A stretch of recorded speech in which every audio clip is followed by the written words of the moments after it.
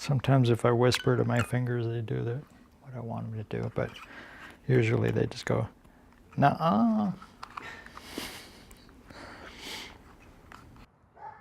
Something that used to be so easy becomes difficult later. I guess brain damage will do that to you. Yeah, but you gotta keep working on it. Yep. I play the guitar and, the bass, and also teach those things. And I could read other people when they were playing a D chord. I could see if they were going like this.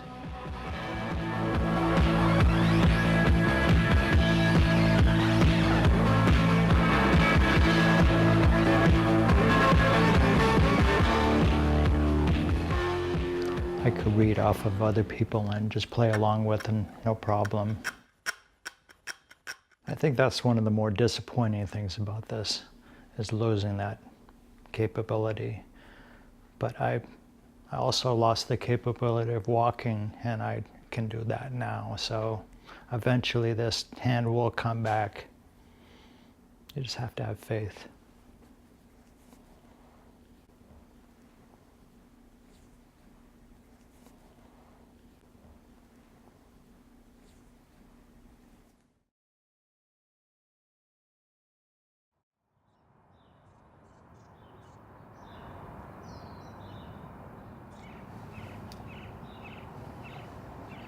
It was a Saturday, and it was in the early afternoon.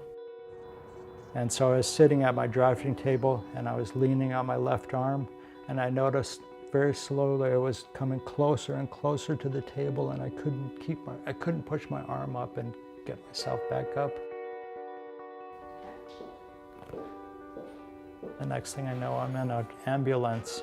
They put me on the gurney, and they're rolling me out the door, and I'm thinking, I cannot do this to Julie.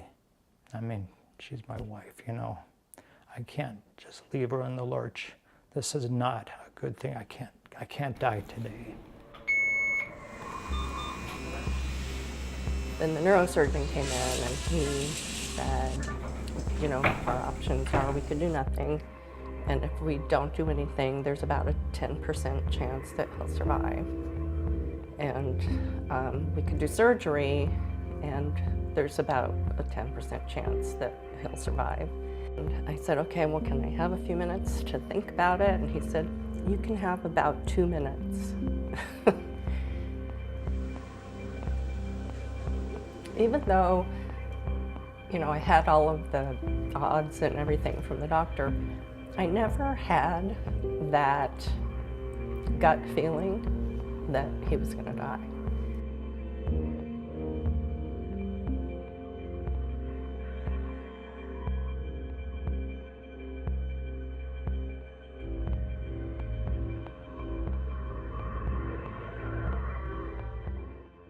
But, they take you so far, and then they say, well, we've done what we can, and so we're releasing you.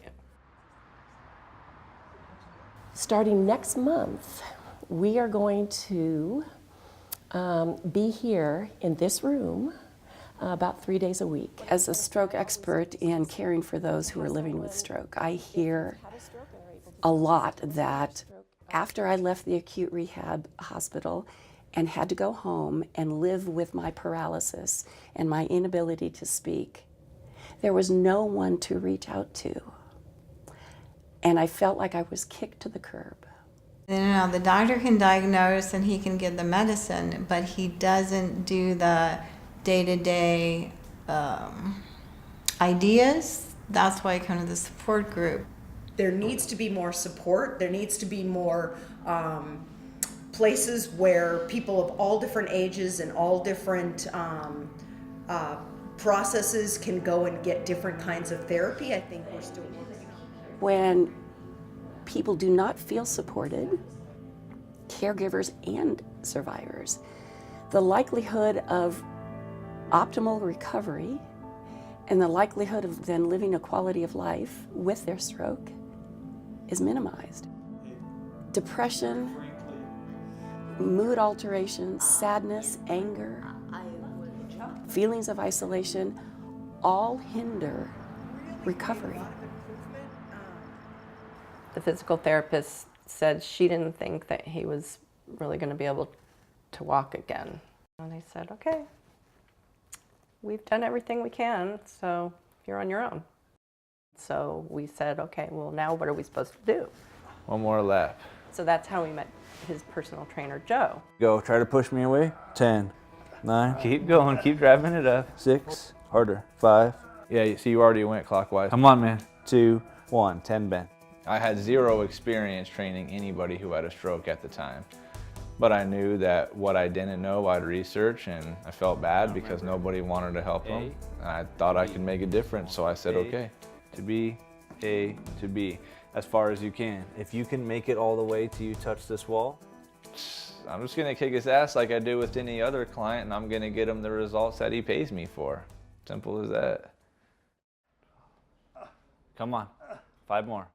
I mean, people just take for granted the little things like waking up in the middle of the night if you have to go to the bathroom without having to wake your wife up and have her help you, turning the light switch on and off, pouring your own coffee. You just don't think about that kind of stuff until it gets taken away from you. Bring this right knee up a little more toward your chest. There we go. Now open. Now ready? 10 seconds of all you got, but you can't hold your breath. Crush, go. He had this, it's like leg lifts. So you lift your legs and you have weights attached to it. So it was crazy because I pushed this thing up and then my leg would start just jumping around. This left leg would be jumping all over the place. And he'd be like, oh my God, look at that. It's all right. Never let go now. I wouldn't just consider him like a client of mine. He's like a friend of mine. I genuinely care about how he is, what he's doing. So we're gonna turn clockwise towards me. He's a determined person, you know. He obviously taught himself how to play guitar. That's hard work. So I just think that he naturally just doesn't want to quit and give up, but it also helps that he's seen that when he puts in hard work, the results do happen. Now the fight. So give me full sit up, but don't hold your breath. Exhale on the way up. But all he's got to do is think to himself, I went from wheelchair to walker to cane. The only next step from here is no cane and walking. So it's like that right there. I mean, like the results speak for themselves. Here we go.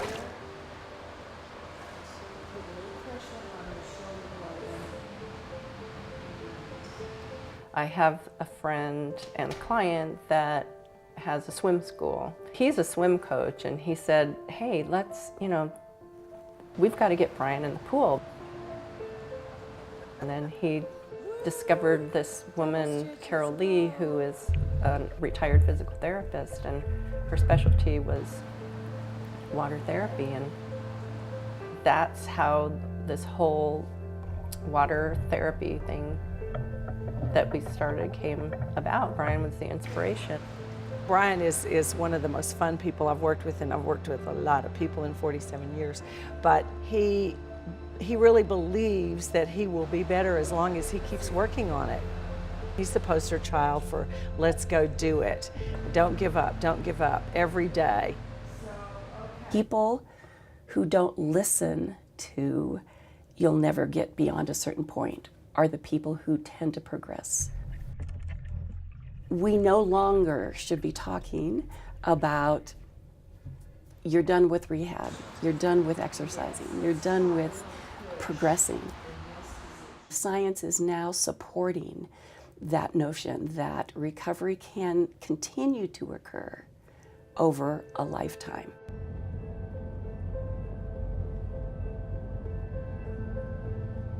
Well, Brian won't give up. He absolutely refuses, and that's great because I won't let him give up. She really is my soulmate. And everything that I do is to get better so that I can help her so she doesn't have to do everything anymore.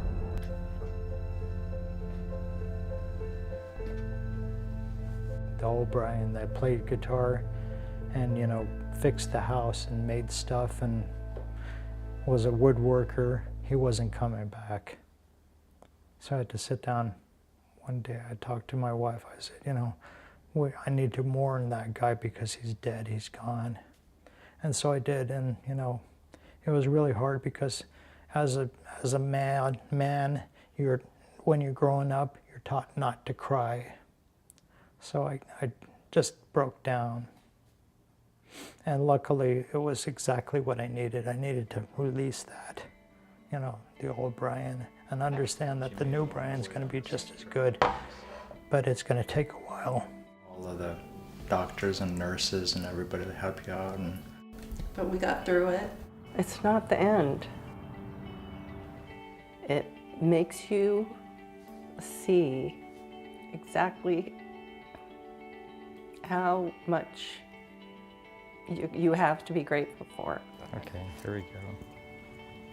And I know that's so cliche. People talk about being grateful all the time now. But you really do see it. I mean, you feel it. Good boy. You know, coming home from work and putting on your slippers and, you know, sharing your day. Love it. Fixing dinner. You know, we do all of that kind of stuff together now, and maybe before things were moving too fast. Oh, their dog sounds bigger than you. Every little step along the way, you have to recognize this is, you know, something I couldn't do yesterday, but now I can. So I'm going to build on that and never give up.